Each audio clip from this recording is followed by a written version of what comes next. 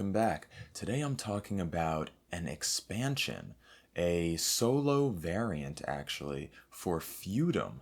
This is Feudum the Queen's Army, and this is a solo variant that can also be incorporated into a multiplayer game, and it pits players, or one player, against Queen Anne, who is hell-bent on destroying her late husband, her former husband, who has been turned into the behemoth, and she hunts him down across the map on Feudum's map, and once she's done so, she then comes after you. And all the while, she's earning points for doing the standard actions in Feudum, and you are trying to earn more veneration points than her while avoiding being slaughtered by her rapidly growing army. So that's Feudum, the Queen's Army. So I'm not really going to jump into tabletop here. I'm just going to overlay some photos of some of the different elements of the game as I speak.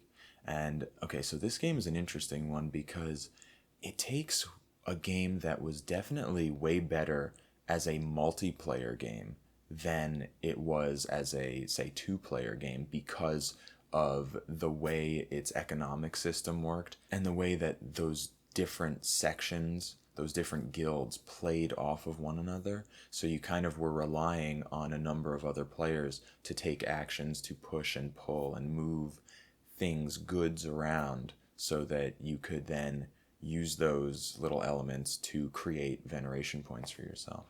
And it takes that game that was better at a multiplayer and drops it down into a solo experience. And I think it loses a little something because of that. In a bunch of the games that I played, I tried this a fair number of times. In a number of games that I played, it felt like suddenly the queen was on top of me because she slaughtered that behemoth really quickly in like the first or second epic, and then she was on top of me, and I played a lot of the game kind of running away, and that sort of forced me into developing a feudum strategy.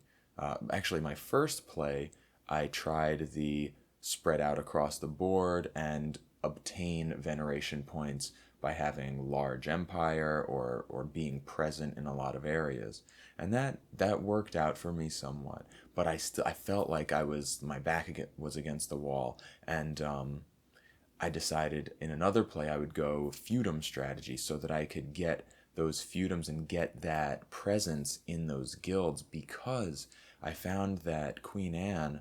So in the game, Queen Anne plays off of an automa deck, and there are basically 5 automa decks that represent each of her 4 or possibly 5 actions per round, and you're flipping a card for each action she does, and it's random, it's shuffled.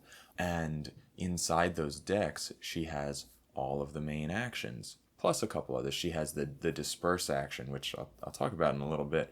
But she has all those actions, and she ended up really, she was gaining points by influencing and upgrading, and one of her main goals is to upgrade to feudums and she doesn't have to go up on the military service track, so there's no risk of her losing points. So she's gaining points for these feudums by way of getting into a number of guilds, and she's always choosing feudums that will displace the player from leadership in a guild, or gaining herself some sort of membership in a guild that she's not a member of.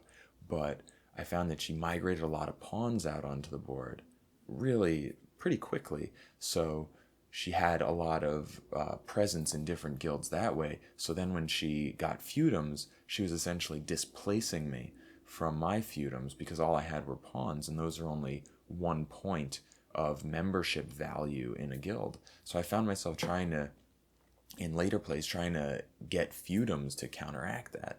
And then that was tough because I had to go on the military service track, and then fighting her is kind of rough. You need to get yourself kind of beefed up. You need that saltpeter, you need a knight probably, because one of her ways that she is manipulated is to collect a bunch of her pawns together, and that makes it much more difficult to combat her large presence. But then I played later, and I had an entirely different experience. So I started to begin to think, wait, maybe it's not always like this. I'm getting a little bit more variance out of it. But in a later play, she like barely ever got to the behemoth. It just so happened that she has a disperse action where you take all the pawns that she has in a single location where she has the most pawns, and then you roll the fate and progress die, and you put each one by one in a different part of the board. So every time she was getting close, she was getting dispersed. So it really made it a little bit more of a relaxed game. And in that game, I was kind of able to play a little bit differently. Instead of doing that feudum thing, I focused on other things like getting royal writs, or gaining presence in certain areas, or getting sets of different types of locations, or just trying to use the guilds, because I was able to selectively gain membership in guilds. And since she wasn't, in this particular game, she wasn't really dominating the guilds, I was able to use that to my advantage to push from one guild into the next, and earn veneration points that way. So it was working out for me.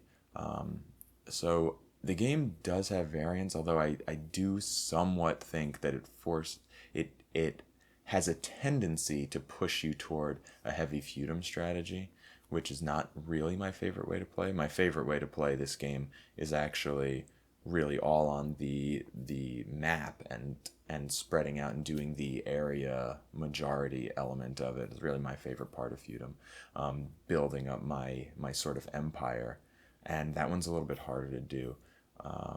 The feudum strategy seems to be the more optimal way to play.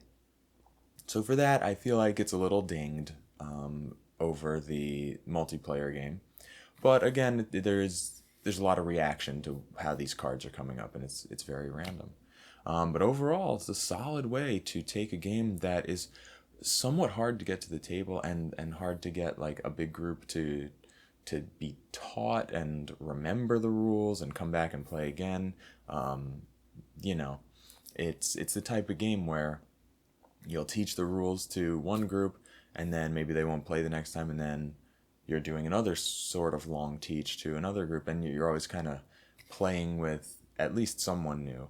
And it's a game that really benefits from experience, from players kind of learning from previous plays and then exploring the sandbox, because Feudum's a fantastic sandbox.